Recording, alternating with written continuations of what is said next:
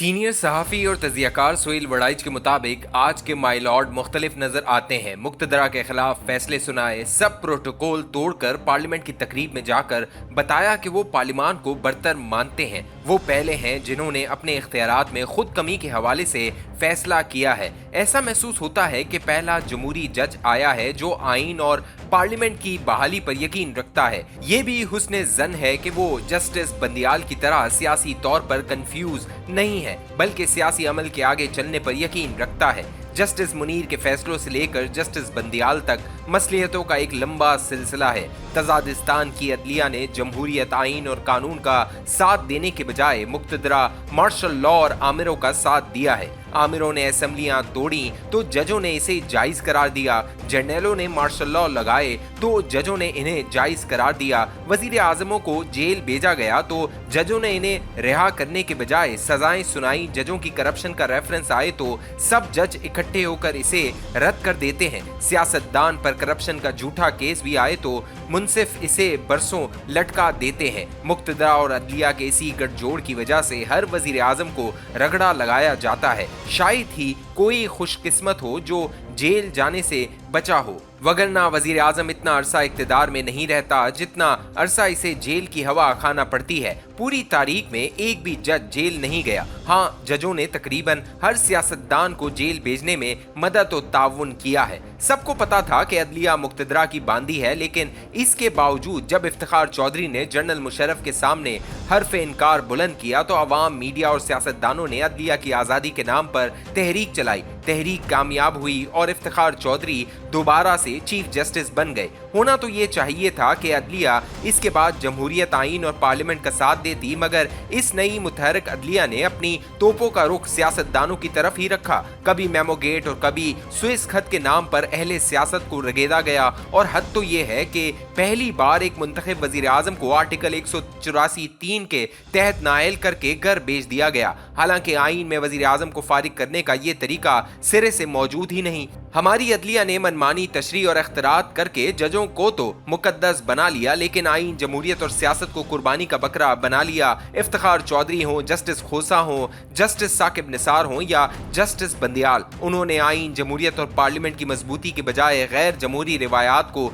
मजबूत किया। खोसा हो, साकिब निसार हो या बंदियाल, उन्होंने पसंद नापसंद की बुनियाद पर फैसले करके आइन को रोंद डाला। सच तो ये है कि आज मुल्क में जो सियासी, माशी और आइनी बहरान है, इसकी तश्कील में इन जजों का कलीदी किरदार है। जस्टिस बंदियाल जब हाई कोर्ट के जज थे तो आइन की जमहूरी तशरीयात किया करते थे। सुप्रीम कोर्ट गए तो कंफ्यूज हो गए। इनके मुतजाद फैसलों ने जमहूरियत की मंजिल खोटी कर दी। इमरान खान ने असेंबली तोड़ी तो जस्टिस बंदियाल और साथी जजों ने असेंबली बहाल करके पीडीएम की हुकूमत बनवा दी। पीडीएम की हुकूमत बन गई तो इसे चलने न दिया। हुक्म दिया कि 90 दिन में इलेक्शन हो, मगर जब इस हुक्म पर अमल न हुआ तो इतनी जुर्रत न कर सके कि तौहीन अदालत का नोटिस देकर अपने फैसले पर अमल दरामद करवाएं। गर्ज ये कि अदलिया, जो कि जमहूरियत का एक सतून है, इसने अपने ही एक दूसरे जमहूरी सतून पार्लियामेंट के खिलाफ ही फैसले किए हैं। अदलिया पर आइन की तशरीह और इस पर अमल दरामद की जिम्मेदारी है। मीडिया पर हमला हो, हुकूमत इस पर पाबंदी लगा दे, सहाफ़ी जेल भेज दिए जाएं या चैनल बंद हो जाएं।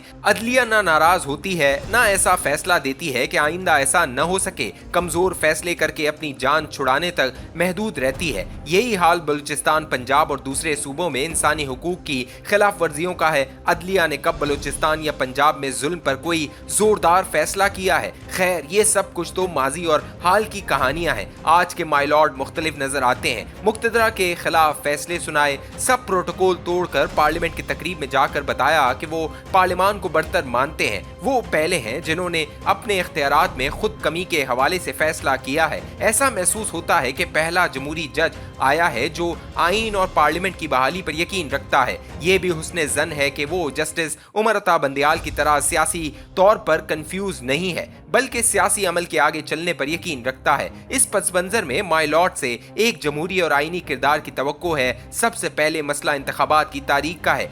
आईन में इस हवाले से कोई अभाम नहीं। वाज़ेह तौर पर 90 रोज के अंदर इंतखाबात करवाने का पाबंद बनाया गया है। चीफ इलेक्शन कमिश्नर या बाकी लोग आईन की इस वाज़ेह हिदायत को नजरअंदाज करके आईन के साथ मजाक कर रहे हैं। माय लॉर्ड को इस हवाले से अपनी तारीखी जिम्मेदारी से ओहदा बरा होना होगा। एहतसाब के नाम पर सियासतदानों की जिस तरह मिट्टी पलीत की गई है और जमहूरियत का मजाक उड़ाया गया है, माय लॉर्ड को इस हवाले से एहतसाब कवानीन को आईन के मुताबिक बनाना चाहिए। एहतसाब कवानीन में हर वो शिक जो आईन के खिलाफ है इसे मनसूख करना चाहिए। माय लॉर्ड अगर बुरा न मनाए तो ये भी अर्ज करनी है कि अगर सियासतदान, जर्नैलों और सहाफियों का एहतसाब हो सकता है तो जजों का एहतसाब भी होना चाहिए। जजों के एहतसाब के लिए आर्टिकल 209 जिसे सुप्रीम कोर्ट ने तकरीबन खत्म कर दिया है, इसे बहाल होना चाहिए। माय लॉर्ड, आपके बारे में कहा जाता है कि आप अनप्रिडिक्टेबल हैं। तवक्को करनी चाहिए कि आप इसी को मुस्बत हथियार बनाकर अपने जाने तक आईन, जमहूरियत, पार्लियामेंट, अदलिया और मीडिया की आजादी को मजबूत बनाएंगे। अगर आपने भी माजी के मुनसिफों वाला रवैया ही अपनाए रखा तो हमारी तकदीर बदलने की उम्मीदें दम तोड़ जाएंगी। यूनान का सुकरात हो या तजादिस्तान का जुल्फिकार अली भुट्टो, दोनों ने यही दर्ज दिया है कि मनसब मुतअस्सिब हो, आपके खिलाफ हो या इंसाफ से सरासर खाली भी हो, तब भी इनका एहतराम ही करना है, क्योंकि अगर बेइंसाफ मुनसिफों के फैसलों पर अमल न किया जाए तो इंसाफ वाले फैसलों पर अमल भी मुश्किल हो जाएगा। सुकरात ने गलत फैसले पर सर झुकाकर जहर पी लिया और उफ तक न की। जुल्फिकार अली भुट्टो भी ज़ियाउल हक के चमचे मुनसिफों को माय लॉर्ड कहते कहते फांसी पर झूल गए। अबू अल कलाम आजाद से मंसूब है कि दुनिया की सबसे ज्यादा बड़ी नाइंसाफियां इंसाफ के ऐवानों में हुई हैं। तजादिस्तान की तारीख तो ऐसे फैसलों से बड़ी पड़ी है। माय लॉर्ड, आपका काम मुश्किल सही मगर मुमकिन है तारीख बनाए।